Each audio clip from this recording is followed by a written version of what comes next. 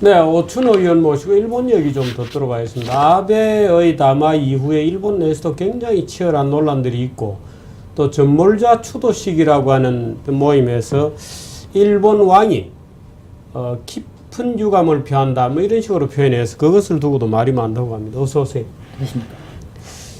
천황이 뭐 추도식 연설문에서 뭐라고 한마디 한 게 관심을 끌고 있다면서요? 예, 그렇습니다. 이번에 그 아베 총리가 담화를 할 때, 예.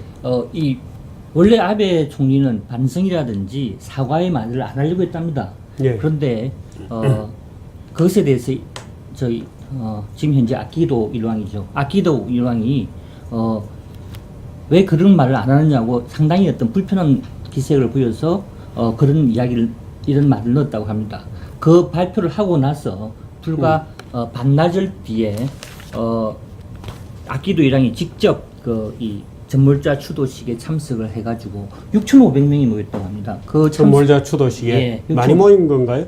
보통 한 2, 3천명 모이는데 꽤 올해 많이 특별히 모였다고 많았군요. 합니다. 네. 예. 거기서 이번 2차 대전, 소위 2차 대전, 대전의 어떤 깊은 반성, 전쟁의 예. 깊은 반성을 처음으로, 그러니까 어떤 추도식에서 처음으로 언급했고, 그럼 그 전에 천황은 한마디도 약간 어떤 물론 언급을 했죠. 그때 언급은 영령을 기립니다. 뭐 어떤 여러분 어떤 이 전몰자들의 어떤 우리 기도하면 뭐 영생을 바랍니다 이런 거 있지. 이번에는 전쟁에 대한 깊은 반성. 전쟁에 대한 깊은 반성은 다른 말로 하면 자기들이 전쟁을 일으켰다라는 어떤 그런 의미가 포함되어 있는 거겠죠. 아니 그거는 우리 해석이고. 네, 그렇죠. 예, 자기 자신의 입으로 전쟁 책임을 인정했나요? 아니 단순하게 전쟁에 대해서 깊이 반성한다고 얘기할 수 있죠. 물론 그까지는 우리가 전쟁에 대해서 깊이 반성한다는 것은 네. 우리가 전쟁에서 왜 미국을 이기지 못했나 네. 깊이 반성한다 이럴 수도. 그렇죠. 물론 농담 같은 물론 얘기는 그까지는 이야기는 하지 않았지만 이날 아키도 일본 음. 일왕이죠. 우리 보통 이제 저희 일본 말로는 천황이라 그러지만 우리 보통 좀 언론에서는 일왕이라고 그러는데 깊은 반성을 한다는 게 굉장히 일본에서는 충격이었고 이게 앞으로 미칠 파장에 대해서는 우리가 주시해 볼 필요가 있을 것 같습니다. 한국에 반성한다, 중국에 대해서 반성한다 이런 건 아니죠. 물론 그런 이야기는 안 했습니다. 근데 일왕이 그 정도 뭐 지나간 전쟁과 침략에 대해서 이런 건 아니죠. 그냥 네, 전쟁에 대해서. 전쟁에 대했습니다. 근데 어찌됐든 간에 이 깊은 반성이라는 단어는 일본에서는 정치적 행위로 보고 있습니다. 정치적인 단어다. 그러니까 원래 그 천황은 상징적인 존재인데 지금 이미 정치적인 행위를 한 게 아니냐 뭐 이런 어떤 해석까지 낳고 있습니다. 그러니까 천황이 깊은 반성을 한다고 표현한 것을 놓고도 네. 찬반이 찬반이 있는 거군요. 그렇죠. 근데 지금 현재 아직까지 뭐 이것에 대해서 감히 일본에서 이렇게 뭐 반대의 목소리가 나오지는 않고 있을 것 같습니다. 일왕의 연설문에 이렇게 관심을 끌었던 이유가 뭡니까? 지금까지 일본 언론에서는 주로 내각이 그러니까 주로 예. 헌법을 바꾸려고 헌법을 개정하려고 하는데 개인적으로 이 아키도 일왕이 굉장히 개인적으로 이 전쟁에 깊은 상처가 있다고 합니다. 1945년 8월 15일 날 당시 자기 아버지였던 히로히토가 종전 선언을 하죠. 전쟁에 대한 어떤 항복 선언을 하고 나서 그게 화가 난 일본 군부의 일부가 자기를 찾아와서 직접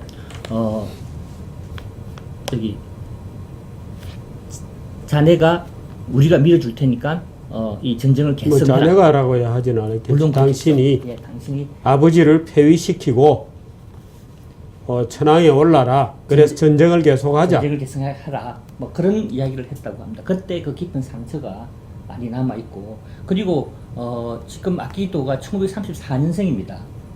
만주사변이 일어나고 나서 3년 뒤에 이 아키도가 태어났는데 그 이후로 한 15년을 계속 어릴 때 전쟁을 보고 커왔기 때문에 그런 어떤 상처가 있다. 뭐 그렇게 분석을 하는. 지금 일본 언론들도 이 천황의 발언을 둘러싼 여러 가지 갈등에서 아베하고 천황하고 지금 약간 갈등이 있어 보여요. 네, 그렇습니다. 실질적으로 그 갈등이 표면화되지는 않지만 뭐 일본 저기 잡지라든지 이렇게 그 일본에서는 주로 이게 그 이 뒷담화 문화가 굉장히 잡지를 통해서 많이 연결돼 있는데 그런 데서는 그런 논의가 서로 어떤 불편한 관계다, 서로 갈등이 있다. 일본 경제신문은 어디 편이에요? 니케이는 오늘 사설에서 아니 저기 토요일자 사설에서 예. 70년 담화를 아니 70년 담화가 아니라 지금 제가 그거 가져오지 않았는데 저기 이 전물자 추도회를 조용히 치르자 왜 이렇게 시끄럽게 떠드냐고 하는 것은 약간 반천황인가요? 천황을 약간 글쎄 그건 자세히 모르겠습니다만 아마 그런 뉘앙스가 있지 않을까. 상계나 이런 쪽은 어느 쪽이에요? 상계는 아마 천황 쪽이 아닐까요? 천황 쪽이. 예. 요미우리나 이런 데는 아사히가 천황 쪽일 리는 없는데 아사히는 요즘은 아베하고 각을 세우느라고 저건 우리 편이다 천황 편인가요? 그럴 수도 있죠. 왜냐하면 평화주의자니까. 어차피 천황이 평화주의자니까. 천황은 그래 그 개인적으로 어떤 그런 게 있고 더 중요한 건 어떤 자기가 이 헌법을 어쨌든 개정해야 되지 않습니까? 아베는 어쨌든 이 지금 헌법 구조 일본 헌법 구조가 예, 전쟁을 금지한. 예, 전쟁을 포기하고 전쟁을 금지하고 저기 교준권을 저기 갖지 못하게 하는 그 조항을 지금 고치려고 하니까 그걸 반대하는 거는 일본 역사에서 헌법은 한 70년간 계속되어 왔는데 그때마다 항상 논의된 건 이 헌법 구조하고 헌법 1조입니다. 헌법 1조는 천황의 상징을 이야기하는 거예요. 천황은 천황 국가의 상징이다.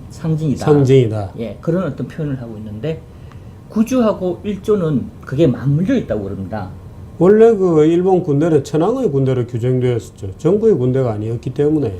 그렇습니다. 아마 그래서 그럴 겁니다. 일본 군대는 원래 천황에 속하는 군대로 되어 있었거든요. 네. 전전에도. 네. 그러면 군대를 가지면 어쨌든 천황의 존재가 다시 부각되겠는. 일왕과 천황과 군대란 영화들이 인기 있다면서요.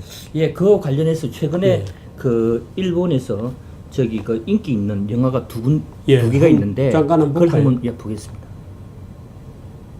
이건 처음에 마츠다케 이거는 일본의 가장 긴 날이라 해서 일본에서 가장 긴 날, 즉 종전 70년이 지난 일본 종전 전날 8월 14일부터 15일 동안 하루 동안 일본에서 군부하고 내각 그리고 군부하고 어떤 천황과의 어떤 그런 일왕과의 어떤 알력 문제, 그 알력을 다룬 영화라고 합니다. 그 알력에서 어쨌든 군부는 계속 전쟁을 계속 해야 되고 하려 하고 그다음에 내각과 천황은 이 전쟁을 이제 그만두려고 하는 그런 갈등을 다룬 영화라는데 꽤 요즘 관심을 끌고 있다고 합니다. 이건 드라마인가요? 아니면 이건 드라마입니다. 영화입니다. 이건 새로 만들어진 드라마군요. 이 전쟁을 끝내기 위해서 이제 소위 애쓴 남자 했던 사람들 그런 어떤 부제가 붙어 있네요. 이건 일본에 지금 상영되고 있는 겁니까? 예, 물론이죠. 지금 현재 상영되고 있다고 합니다. 근데 화면 자체는 아주 일본 사상 최대의 결단. 근데 다분히 이 영화는 이렇게 이야기를 하고 있습니다. 천황이 결국은 일본을 지키기 위해서 이렇게 항복을 했다라는 어떤 그런 관점에서 좀 다루고 있으니까 조금 근데 화면이 전쟁 분위기라기보다는 굉장히 깨끗하고 그러네요. 네. 8월 8일에 전국 공개를 했고 이거 상영 중이군요. 예, 또 다른 영화는 어떤 영화가 또 다른 영화는 하나는 지금 일본 역사상 일본의- 가장 길었던 하루입니다. 지금 예. 이치방 나가이 하루라고 되어 있군요. 다른 영화는 천황과 군대라고 이 영화는 다큐멘터리 영화입니다. 프랑스에 살고 있는 일본인이 만든 그런 영화인데 지금 메가드가 옆에 있고 천황제 전쟁 포기 동경 재판 개헌 일본 위안부 이런 문제들을 그런 문제들의 어떤 이 동영상 그러니까 어떤 다큐멘터리 영상을 모아서 만든 만든 영화라고 합니다. 근데 이거 이제 옛날 자료들이 나오고 일본 국민을 침략 전쟁으로 이끈 권력 그것을 완전히 배제하는 것 그게 실제로 천황대 폐지 자체도 처음에 제거하려고 하는 그런 어떤 것이었다. 도저 히데키군요. 예. 도저 히데키. 도저 히데키 상병이라고 불렸던 일본 대본영의 저 바보 중에 한 명이죠. 이 일본 저기 그 헌법 처음 만들 때 일주일 만에 만들어야 되는 그런 어떤 게 있었습니다. 이거는 누군가 이건 저기 미시마 유키오, 예 맞습니다. 유키오죠. 1970년대 미시마 유키오. 저렇게 아주 할복 자살하게 되는. 예, 그렇습니다. 이거 꽤 이제 그겁니다. 다큐멘터리군요. 예, 이걸 자세히 보면 그 한국전, 그러니까 어떤 예. 한국 전쟁하고도 관련이 있는 예. 그런 어떤 내용도 들어 있습니다. 지금 이것도 일본에서 공개가 되었습니까? 네, 공개되고 지금 방영되고 있습니다. 원자 폭탄 터지는 장면이 어디서 혹시 나오나요? 이거 요전 거였나요? 이 원자 폭탄 이 장면 자세히 보시죠. 이게 예. 왜 구조가 필요했고 왜 천황제가 존속해야 된 됐나? 것일까를 걸 보였는데 일본 군 체대 군대 체대를 천황과 보여주고 군대. 있습니다. 예. 저는 여기 70년 지금 바로, 화면이 나오고 있지 않지만 당시 이 히로시마에 직접 전쟁이 끝나고 2년 뒤에 저기 일본 천황이 히로시마에 가서 환호하는 국민들에게 모자를 벗고 이렇게 손을 흔드는 그런 모습도 있습니다. 그만큼 일본이란 그건 그 다큐멘터리 옛날 장면. 예, 아까 그 장면에 있는데 여기 지금 빠져 있네요. 그랬군요. 지금 이들 영화가 나오는 것은 혹시 천황제에 대한 어떤 근본적인 의문이 일본 사회 내부에 있다는 겁니까? 그러니까 지금 헌법 개헌이 나오면서 결국은 헌법 구조하고 같이 맞물린 헌법 1조도 우리가 일본 사람들 이제는 어떻게 봐야 되는지를 이제 자각하고 과연 천황제를 어떻게 해야 되느냐 그런 어떤 논의가 이제는 본격 시작된다고 봐야 되겠죠. 그러니까 천황이 전쟁의 깊은 반성이라고 그랬나요? 네, 깊은 반성. 깊은 반성이라고 한 발언도 잘못된 발언이라고 주장하는 그 정치적인 거야. 천황은 정치 못하게 돼 있잖아. 라고 하는 측도 있겠지만, 네네. 있겠고, 네. 또 천황의 그 말을 빌어서 또 오히려 아베 쪽을 비난하는 쪽도 있겠고, 네. 사실 천황제는 폐지되어야 돼 라고 생각하는 사람도 많겠고, 네. 그러니까 그런 이제 다양한 그 어떤 교착이 있겠군요. 예, 그런 알력과 그런 어떤 게 이제 이 헌법 개정을 둘러싸고 아마 특히 이번 저는 70년 담화 아베하고 그 다음에 어떤 일왕가였던 그런 소위 담화에서 이제 본격화되지 않겠느냐 그런 어떤 어찌됐든 간에 이제 그런 알력이 있지 않겠냐 그런 어떤 시각이 많습니다. 일왕과 아베의 알력이다. 그건 굉장히 좀 특이한 관점입니다. 그죠? 네. 언론들도 지금 찢어져 있고.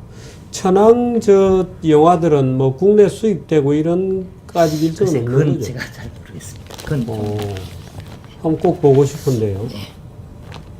제가 8월 말에 일본에 잠깐 가게 돼 있는데 볼 수 있을지 모르겠습니다. 그 자막이 좀 나와야, 한글 자막이 나와야 보는데. 그건 아쉽군요. 누구 일본어 잘하는 친구, 뭐, 동치통역사를 같이 가든지 해서 한번. 그만큼 일본 헌법, 일본이 정상국가를 가기 위한.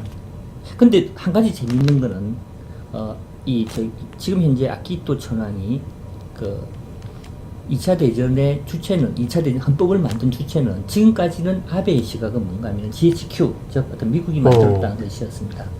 근데 현재 이 아키토 천황의 시각은 아니다. 우리 일본이 만든 거다. 우리 일본이 만든 거지. 일본이 만든 거지. 어떻게 그게 GHQ가 만든 거냐. 어쨌든 일본이 만든 거다라고 그런 시각을 갖고 있다고 합니다. 그것도 상당한 알력이군요. 네. 전후 일본 정치 체제를 어떻게 보느냐 하는 데서 근본적인 차이들이 좀 있는 것 같습니다. 그 알력이, 글쎄, 일본은 또 놀랍게도 이상한 천황제를 유지하는 그런 국가고, 또 세속 권력인 아베는 또 오히려 지금은 좀 국수적으로 비치는 바가 있고, 오히려 천황이 좀 평화주의자 같은. 예, 아주 재밌는. 이런 또 역설적인 그런 장면이군요. 일본에 대해서 계속해서 좀 관찰해 주시기 바랍니다. 예, 고맙습니다. 안녕하십니까. 연휴 잘 보냈습니까? 지난주에 큰 뉴스가 중국의 전격적인 환율 전쟁 점화 혹은 위안화 가치 절하 내리 사흘간 뭐 4.6% 정도 내린 게 큰 뉴스였습니다. 이걸 두고 미국에서도 굉장히 갑론을박, 왈가불가가 빚어지고 있다고 합니다. 그러니까 한쪽에서는 중국이 기습적인 환율 전쟁을 한 거다.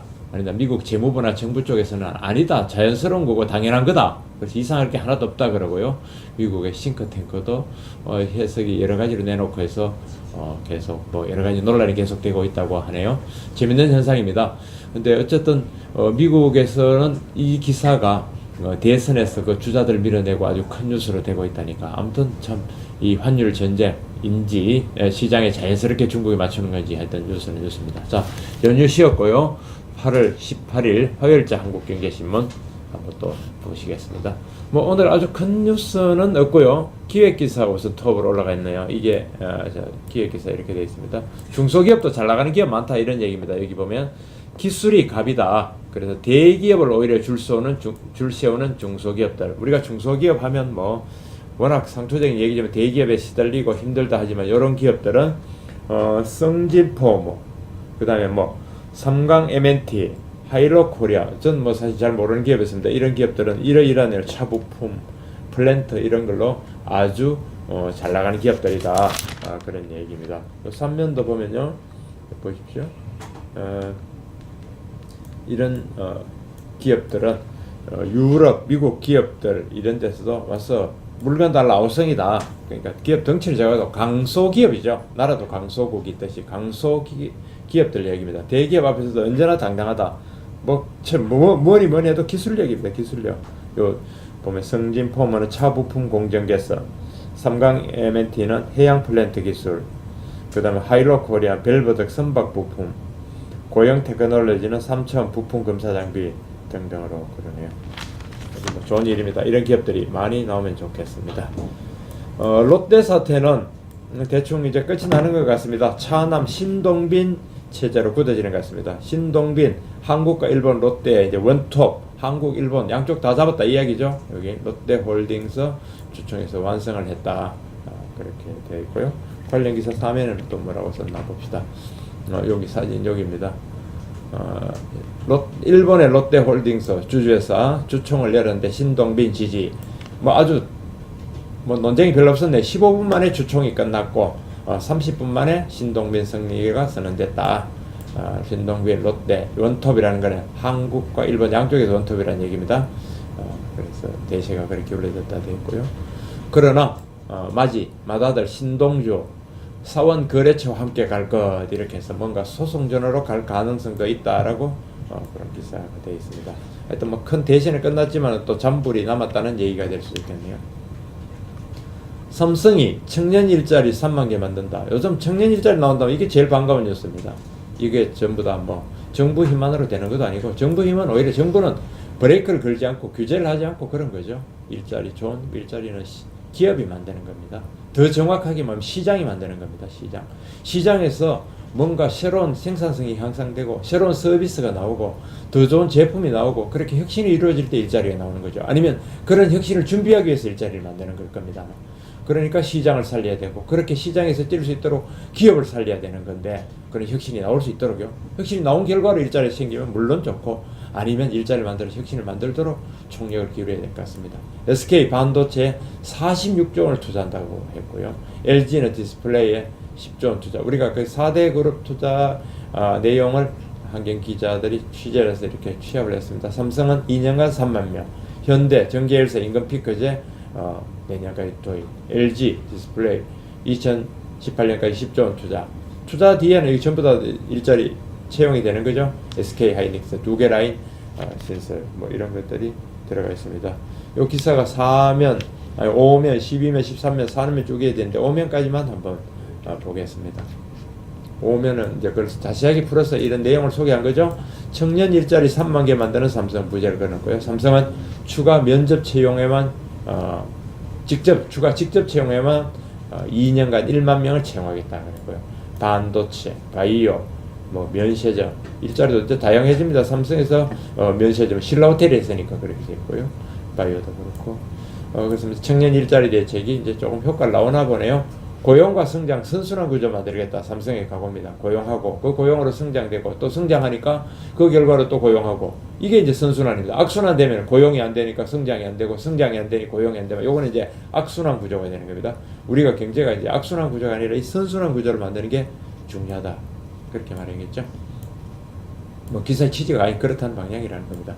여기 내용 보면은 추가 이거 내용들 창업교육하고 현대 얘기도 있고 뭐 그렇습니다. 삼성에서 벤처 창업 나선 과장 9명. 요 사진이 9명인가요? 둘, 넷, 9명이네. 삼성의 과장 9명 전폭 지원. 삼성전자 제2의 네이버 신화도 없는다인데 이게 이제 삼성전자의 어떤 그 직원이면서 또 창업에 나서는 막 여기서 삼성 안에서 성공해서 좋고 또 이래서 기술에서 나와서 좋고 어쨌든 잘 하면 좋겠습니다.